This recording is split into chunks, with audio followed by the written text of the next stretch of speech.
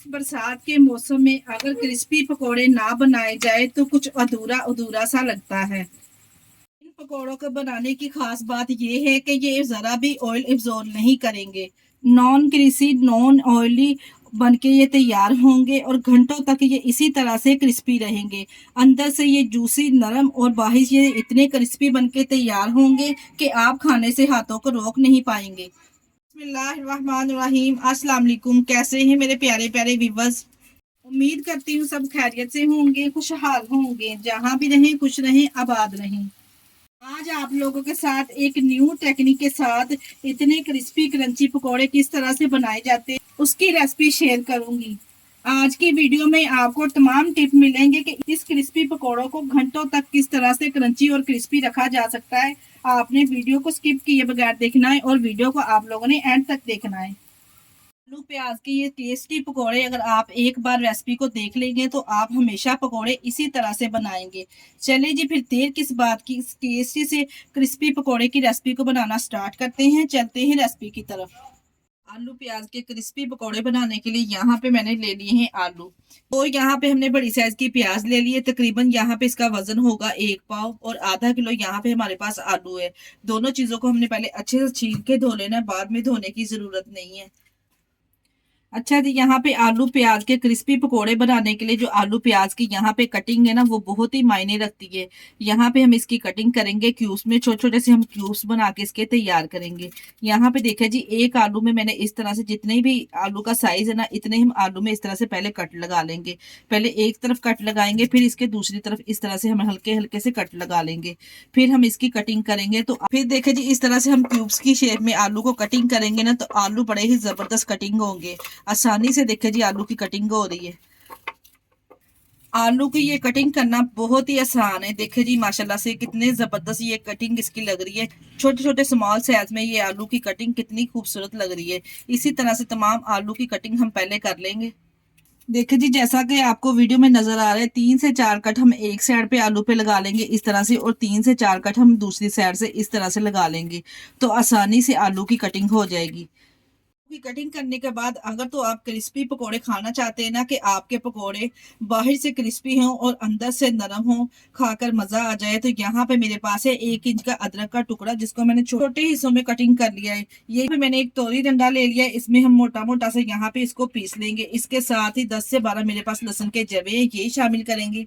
और इसके अलावा इसके साथ मैं सब्ज मिर्च का भी इस्तेमाल करूंगी। 7 से 8 हम सब्ज मिर्चें लेंगे, जिसको यहाँ पे मोटा मोटा सा यहाँ पे इस तरह से काट के शामिल कर देंगे, और इसको यहाँ पे हम दरदरा सा पीस लेंगे। इतने टेस्टी और क्रिस्पी पकोड़े माशाल्लाह से ये बनके तैयार होंगे।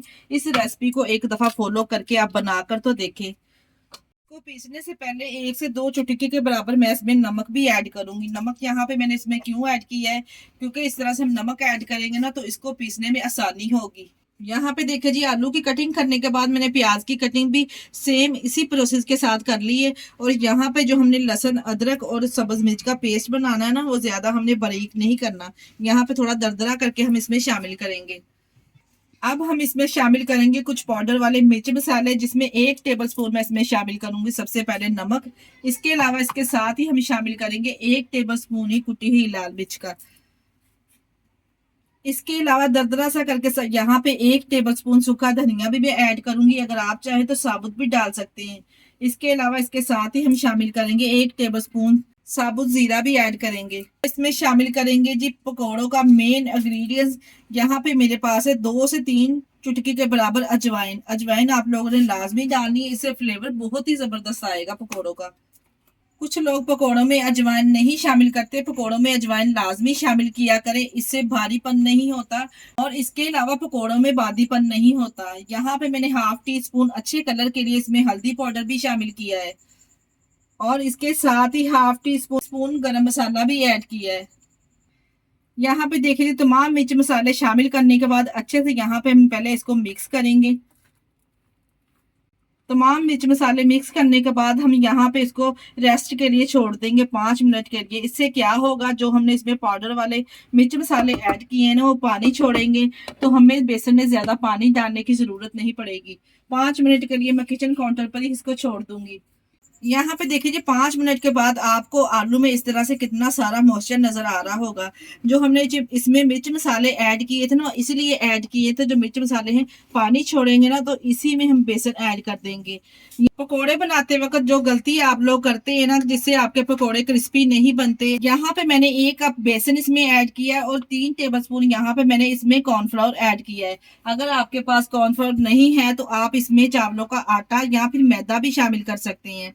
बेसन और कॉर्नफ्लोर डालने के बाद यहाँ पे हम इसको मिक्स कर लेंगे। यहाँ पे देखिए जी मिर्च मसालों ने जो पानी छोड़ा है ना, इसी में बेसन ने अच्छे से यहाँ पे मिक्स हो जाना है। हमें अलग से पानी डालने की भी जरूरत नहीं पड़ेगी। अगर तो आपको यहाँ पे जो मटेरियल है वो थोड़ा ज्यादा सख्त लगे, तो फिर आप 1 से 2 घूंट के बराबर इसमें मजीद पानी ऐड कर सकते हैं। पर इससे ज्यादा हम पानी ऐड नहीं करेंगे। मैं आपके सामने ही देखे जी मिक्सर तैयार कर रही हूँ। एक कतरा भी यहाँ पे अभी मैंने पानी ऐड नहीं किया। आप हाथों की मदद से भी इस मिक्सर को तैयार कर सकते हैं और स्पैचुला की मदद से, जैसा आपको आसान लगे। यहाँ पे देखिए जी जरा भी मैंने इसमें पानी ऐड नहीं किया और मिक्सर एकदम परफेक्ट तैयार हुआ है।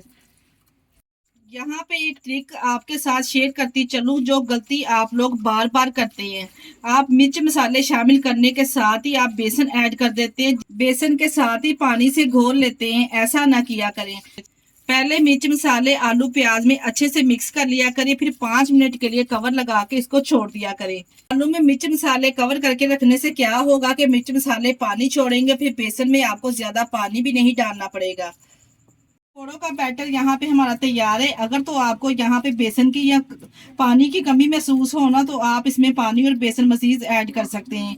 बस जी यहाँ पे हाथों को हल्का सा पानी लगाएंगे। एक कढ़ाई में मैंने ऑयल पहले ही गर्म कर लिया था मीडियम फ्लेम पे। मीडियम साइज के यहाँ पे हम पकौड़े बनाते जाएंगे और इस कढ़ाई में हम डालते जाएंगे। जितना आपका कढ़ाई का साइज ना, इतने ही पकौड़े हम इसमें शामिल करेंगे। पे देखिए जने जितना कढ़ाई का साइज ना, इतने पकोड़े मैंने यहाँ पे इसमें शामिल कर दिए। 1 से 2 मिनट से पहले तो हम बिल्कुल भी इसको नहीं छेड़ेंगे। 1 से 2 मिनट के बाद यहाँ पे मैं इसकी साइड चेंज कर रही हूँ। जैसे एक तरफ से गोल्डन कलर आना स्टार्ट होगा ना, तो हम यहाँ पे इसकी साइड चेंज कर देंगे।